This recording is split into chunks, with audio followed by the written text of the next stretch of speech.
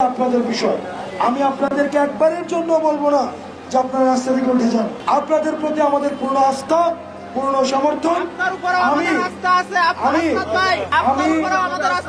আপনারা যখন যমুনাতে গিয়েছেন, আমি আপনাদেরকে যে কথা দিয়েছি, আমি শতভাগ না রাখতে পারলেও আমি তড়িৎ গতিতে সেগুলো ব্যবস্থা নিয়েছি। আপনাদের কিন্তু এখন কিন্তু গ্যাজেট হচ্ছে এবং এককালীন বিভিন্ন ABC ক্যাটাগরি টাকা দেওয়ার আমি আপনাদের কাছে আংশিক তথ্য রয়েছে, আপনাদের কাছে পূর্ণাঙ্গ তথ্য নাই। আপনাদের পূর্ণাঙ্গ তথ্যের উপরে আপনাদের আস্থা রাখতে হবে।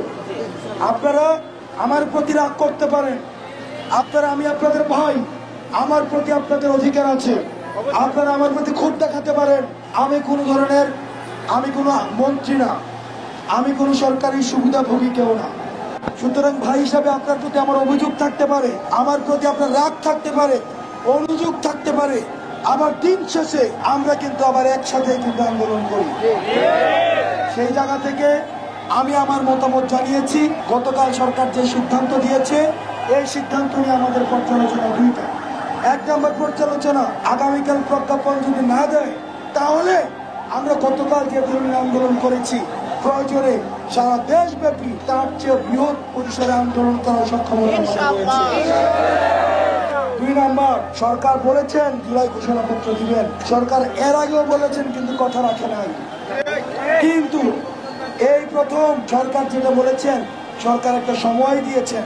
সরকার বলেছেন 30 কর্মদিবস। সরকার এটা আপনার ইচ্ছা।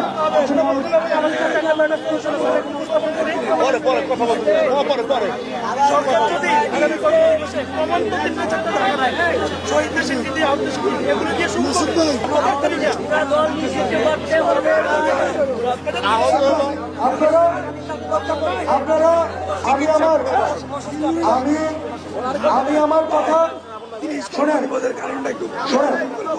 30 কর্মদিবসের কারণ, হ্যাঁ 30 এখানে আহতদের অংশীদারিত্ব রয়েছে, শহীদ পরিবারের অংশীদারিত্ব রয়েছে। এখানে আন্দোলনে যারা অংশ নিয়েছে প্রত্যেকটা মানুষের অংশীদারিত্ব রয়েছে, রাজনৈতিক দলগুলোর অংশীদারিত্ব রয়েছে। সবার মতামতের ভিত্তিতে আমরা চাই না এমন একটা প্রজ্ঞাপন তড়িঘড়ি করে হয়ে যাক যেটা পরবর্তীতে আবার সংশোধন করতে হবে। সেটির জন্য আমরা সরকারের যেহেতু 30 দিন নিচ থেকে বলেছে, সেটির জন্য আমরা সরকারের এই 30 দিনের কথা আমরা মেনে নিয়েছি। এবং আপনারা যদি না মানেন, তাইলে সেখানে আপনারা এখানে অবস্থান করবেন। আপনাদের যদি মনে হয় যে না আপনারা এটা মানেন না, আপনারা এখানে অবস্থান করেন, আমি আপনাদেরকে বলবো না। আমি আন্দোলনের একজন অংশীজন হিসেবে আমি আমার অবস্থানটাকে আপনাদের কাছে স্পষ্ট করে দিয়েছি। আসসালামু আলাইকুম। আমাদের চিকিৎসা পুনর্বাসন ভাই, আমাদের চিকিৎসা পুনর্বাসন এটা আপনাদের করতে হবে। চিকিৎসা পুনর্বাসন, আপনাদের চিকিৎসা এবং পুনর্বাসন এইটা দ্রুত, এটা ধারাবাহিকভাবে হচ্ছে ভাই, এটা ধারাবাহিকভাবে হচ্ছে। আপনাদেরকে জুন থেকে আপনাদের ক্যাটাগরি ওয়াইজ টাকা দেওয়া হচ্ছে। মানুষকে বিদেশে যাওয়ার অনেককে ব্যবস্থা, কিন্তু দুর্ভাগ্যজনক বিষয় আপনাদের মধ্যে এখানে বিভাজন তৈরি হয়েছে। আমি গত কিছুদিন আগে যমুনাতে আমি চক্ষু হসপিটাল এবং নিউরো সায়েন্সে গিয়েছি। আপনাদের মধ্যে কিছু স্বার্থান্বেষী মানুষ নিজেদের কারণে বৃহৎ স্বার্থকে উপেক্ষিত করেছে। সেই জায়গা থেকে দিন শেষে সবগুলোর ঊর্ধ্বে উঠে এই কাজগুলো কিন্তু চলমান রয়েছে। এখন আপনাদের ইচ্ছা, আপনারা যদি এখান থেকে না যান, আমি আপনাদেরকে বলবো না। গতকাল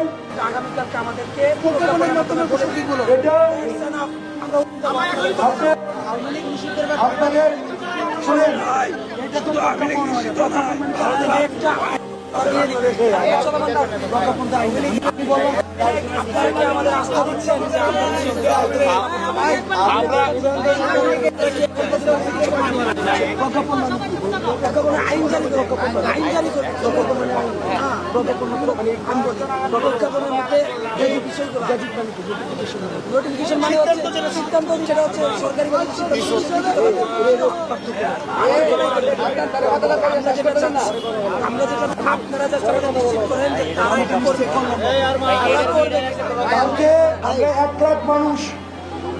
আপনার যদি মনে হয় অনাস্থা থাকে, 1 লাখ মানুষ আমরা কথায় সবাই ফিরে গিয়েছে। যদি কাজ না হয় আবার রাস্তায় আসবো। এখন আপনার যদি মনে হয় যে আপনি কথায় রাখবেন না, তাহলে আপনি থাকেন, আমি না বলি আপনি উঠে যেতে। ভাই আমাদের মধ্যে দুষ্কৃতিকারী কেউ থাকলে এদেরকে ছাঁটাই করে। আর আমাদের ভাই চিকিৎসা এবং পুনর্বাসনটা, আমাদের এবং পুনর্বাসনটা আপনি একটু দ্রুত একটু বলে দেন হাসান ভাই। চিকিৎসা এবং পুনর্বাসন, এই বিষয়টা একটু clear করেন।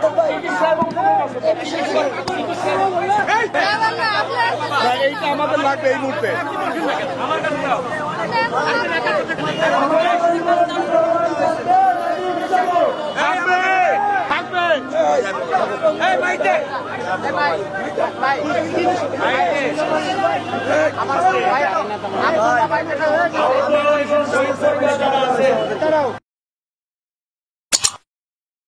যখনকার খবর তখনই দেখতে চোখ রাখুন সুন 24 টিভিতে। চ্যানেলটি সাবস্ক্রাইব করুন।